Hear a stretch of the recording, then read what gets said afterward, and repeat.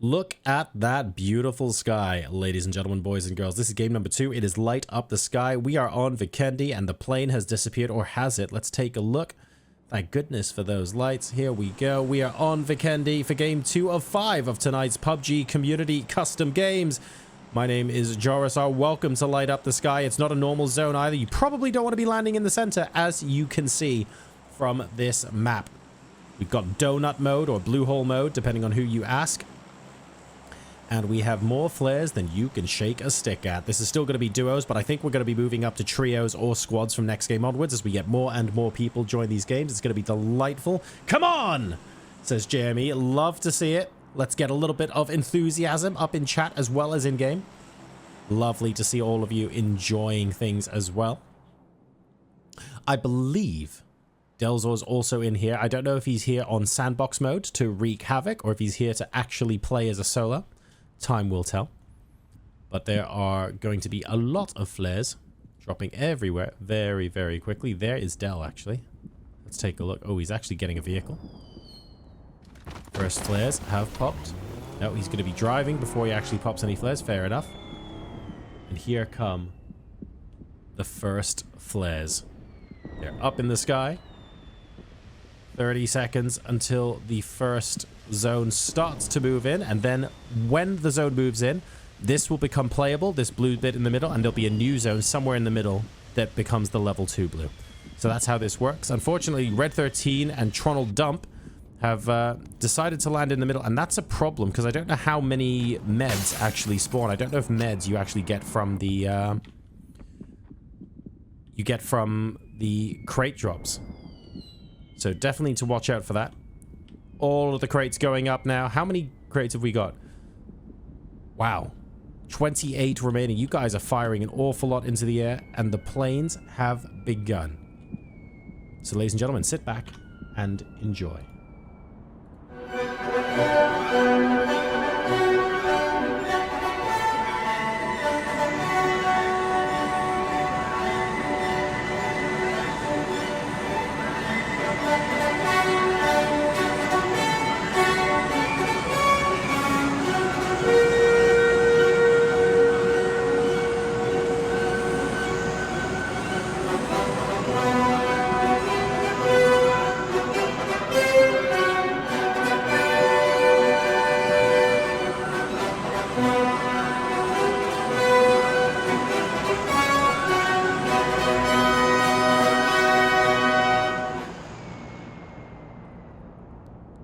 Always my favorite bit of this game mode, not gonna lie. So people should be getting the first of their crates very, very soon now. Just waiting for those to land. We actually have 0 airdrops remaining.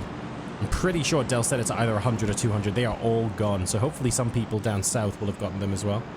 There's no point firing those flares. There are none left. I think Flabber's realized that. He's checked the map screen, realized that that is at 0. Oh, wait, or we can go out of zone and get a BRDM. That's also possible. But as long as we have at least one flare delivering a crate, we should be good to go. Can I catch that? Can I catch that? Can I catch that? Oof, almost. Foxy Mandy's fired a couple already, and we can see a few popping down. I actually don't think Flabber's got one, so we'll have to head over to their teammate, which is fine.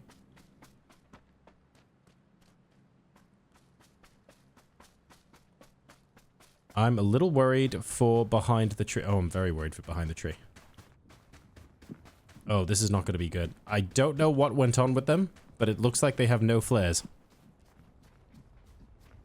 This is danger. They may have to wait for phase 2. I don't even think they have flare guns.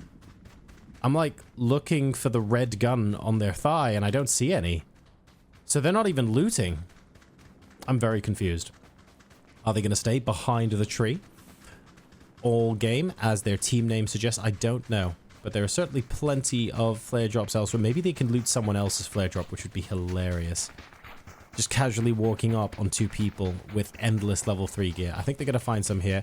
But 1 minute and 10 seconds left, though. So if they loot a bunch of flares, fire them now. They're not actually going to get any loot. I hope they realize that. They need to be checking for the number of special airdrops remaining. Because as it currently stands, that's 0. So I hope they realize that.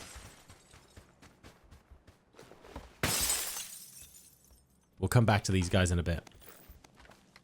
I'm worried there's going to be some amount of confusion here, but we'll see. We will see.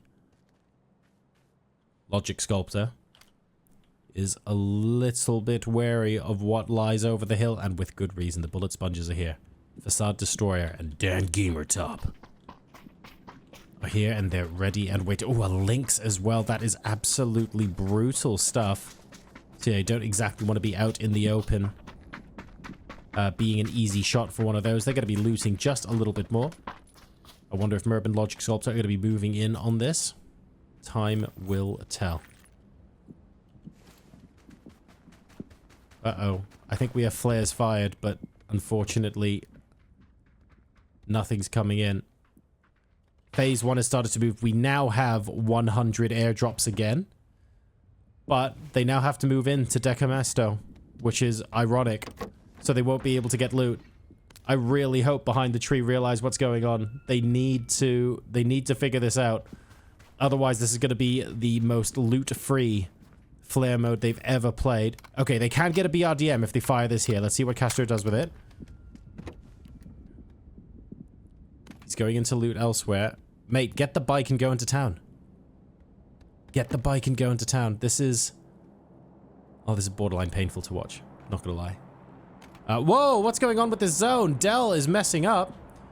The next donut... Well, it's not really a donut if it isn't even in the middle, is it? Here come the bullet sponges. We were saying how we needed to be a little bit worried because Dan Gamertop and Facade Destroyer were very, very close to Merb and Logic Sculptor. Merb is now knocked. Logic Sculptor is behind a rock where the bullet sponges know where he's at. This is bad news. You've got a Lynx on one hand and a FAMAS on the other. It looks like the FAMAS is what did the damage and got the knock onto Merb.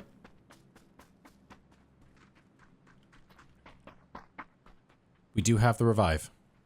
The revive has come up. They've decided the bullet sponges don't necessarily want to push yet. Have these guys realized they need to push into zone yet? No, but they have fired more flares. There are 2 flares coming up. I'm really hoping when they see the BRDMs drop, they go, oh, I see now. We've also got Chupa, who's moving in to a compound that is definitely taken. Literally running towards 2 people in ghillie suits. Literally running towards 2 people in ghillie suits. Oh, he is so... Oh, no, he has been spotted. Are the Red Hot Chili Chickens going to turn around? They've decided to be nice. That's fair. I mean, look.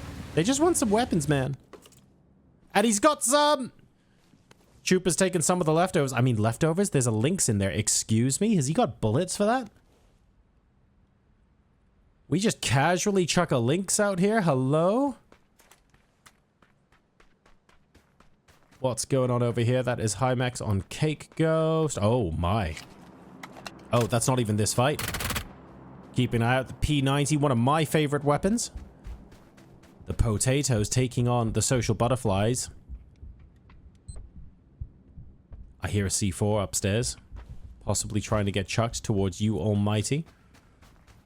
They do get the revive up, so the potatoes back up to 2v2. Oh, he sees Boazitos behind. He's looking for the thinnest of angles. Almighty is upstairs. No one knows Dempsey is. This is such a great move. The C4 gets both of them. Wow, what a move. Self-revive? Absolutely not. Boazitos goes down. And that was clean as you like. Yoni Almighty, not you Almighty. I beg your pardon. Wow.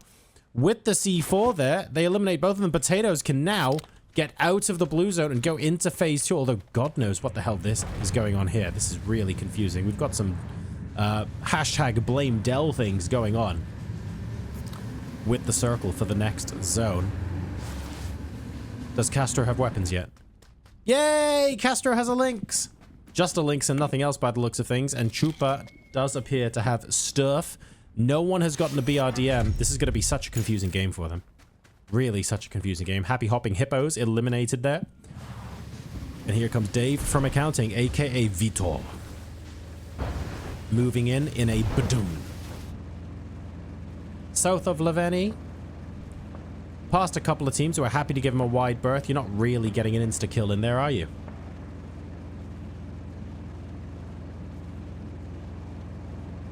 We have some cars up ahead, but no one seems to be troubling the tank.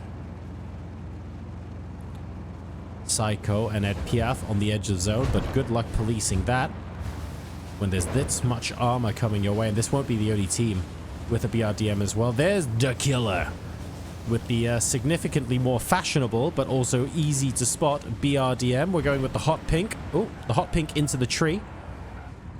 Not the classiest look, but we'll take it. Vitor continues to run through the landscape. This is a rough rotation to make. People like free-range chickens here. We need to get going. SV650 and Pac-Man, you are not going to... Oh my goodness. 5 seconds to go, but this is phase 3. It's going to start doing quite a lot of damage here. What are you guys doing? BRDM is there. We have to keep moving. SV650 doesn't even have a helmet yet. This could be disastrous. Vitor taken out? Excuse me? Oh, he was just minding his own business, going through the circle, but I guess he's out now. We do want that loot, and we want it fairly badly. Lots of people are going to have to be moving in from outside the circle. We have the potatoes from earlier. They are also outside. Doing about a damage a second this zone, so just making sure you have enough meds to heal through it. Very, very important. Having the BRDM for cover is, of course, extremely useful.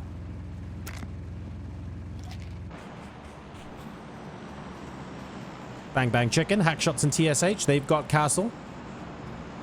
We are playing this game. The King of the Hill way. I suspect they're going to want to give up that position soon. Next circle is not going to be particularly kind to them. Trick or shoot, up to 3 kills already. Niaston and Simon did so well in the previous game. They might just be another walking highlight reel for this one as well. Rosters and Sniper of 200 IQ are relatively close by, needing to use the BRDMs for cover as they move away. Fairly open position, unfortunately. They have got a rock. That's all they've got. That's a Lynx onto Tronal Dump. The other rock eliminated. Not really sure I'd call Tronal Dump the rock. I feel like that's being a little bit generous. And look, ma, I'm FAMAS. Powering in. They're going to power in straight past who I think are the Red Hot Chili Chickens. Yes, indeed. That's right next to a Tronal Dump. Exited the game. Logic Sculptor finishing off red, and that's Roadkill eliminated after winning game number 1, remember?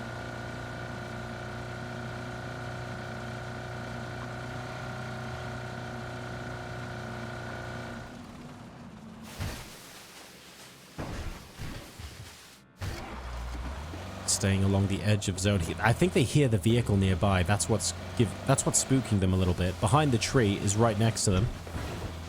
Is that in a BRDM or something else? Let's go ahead and find out. We have the ability to do that here.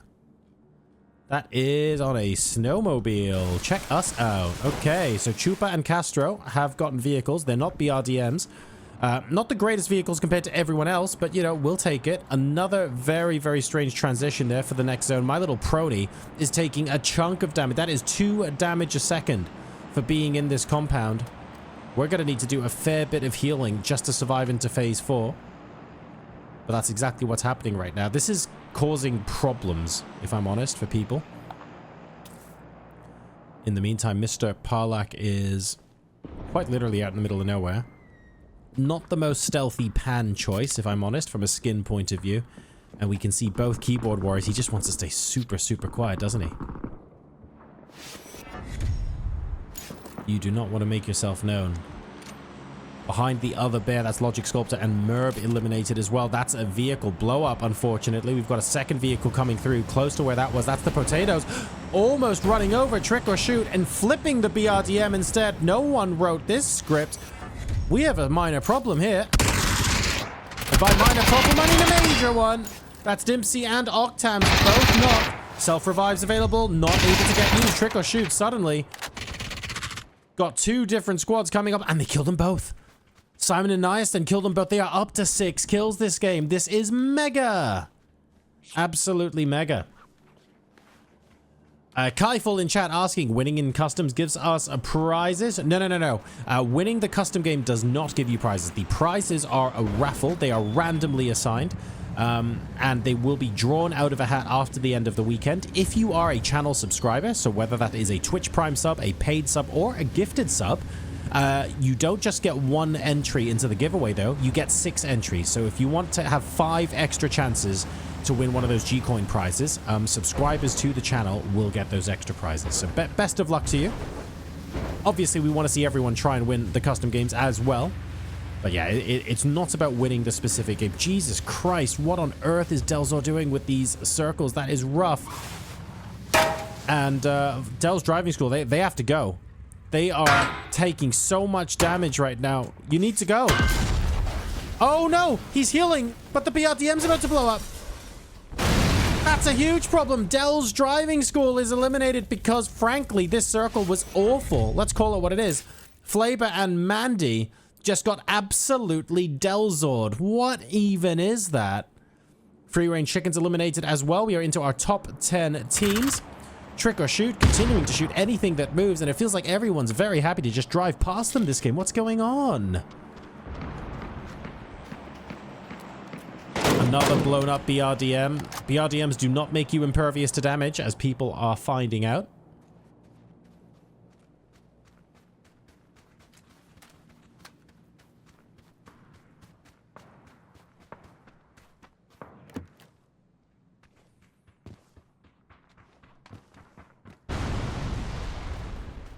Another blown up BRDM gives Pandemonium an opportunity to push in. Ravenna has been spotted. Ravenna has been knocked. Attempt at running over. Is Castro going to hang around?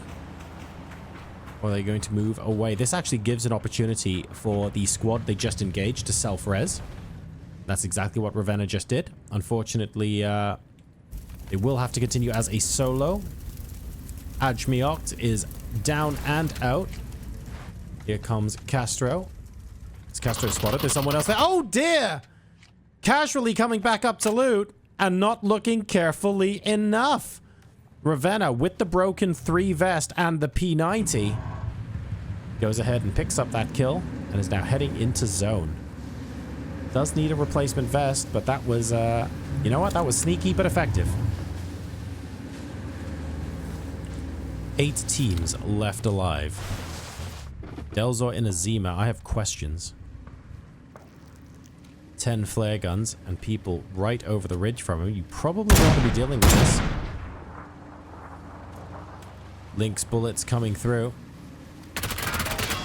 Diamond Orc fancying himself against Adele here. Will get him. Behind the bear will finish Delzor off. No more circle havoc for you, good sir. Bang Bang Chicken coming in on the back of a snowmobile on the least conspicuous pan I think I've ever seen in the game. TSH there. Pans are supposed to block bullets, not advertise your position to everyone. It is very, very, very pretty. But certainly not something I would recommend. Nearly getting into phase 7 against their will there. That would have been rough. Look at that. That's the blue zone no one wants, guys. That's horrible. We're playing Defend the Compound here. My Little Prony down to a single player, Mr. Nemesis. Trying to stop Psycho, I think, from getting in. He's just over the lip of that ridge. Huge shot from Psycho. Insta-heal required. Level 3 vest already down to 50%. Not fun at all. Niasten in the meantime, with Simon up to 8 kills. Oh, but really struggling from a zone point of view. This isn't good. It's taking way, way too long. And having to heal through this puts you at a disadvantage because it just means you have to run further. No vehicles available. What, there is a BRDM that's smoking over there that Simon might want to consider taking. I'm genuinely worried they won't actually make it out of here alive. 3 more first aids to go. We are going to keep on board with Simon. Are we going for the BRDM? We're not. We're just going to keep running. We're going to hope. I don't think this is enough. Hope is not enough here. Fresh level 3 vest. That's great. And Niasten plowing the way forward. Gets Psycho. And now he is going to be healing as well. 3 first aids to go. Niasten is borderline going to make it. Especially if he loots Psycho's meds. Pandemonium eliminated. I think they go down here. The lack of a vehicle here is going to destroy them. 10 bandages left for Simon. Even if Psycho has first aids, I don't think it's going to matter at this point. That is Simon down, unfortunately, as is Niasten. Trick or shoot eliminated. Wow. Top 3. Now we've got My Little Pony, Bandage Kings, and Bang Bang Chicken.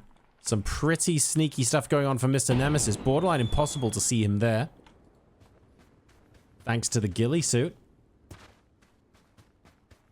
TSH and hack shots.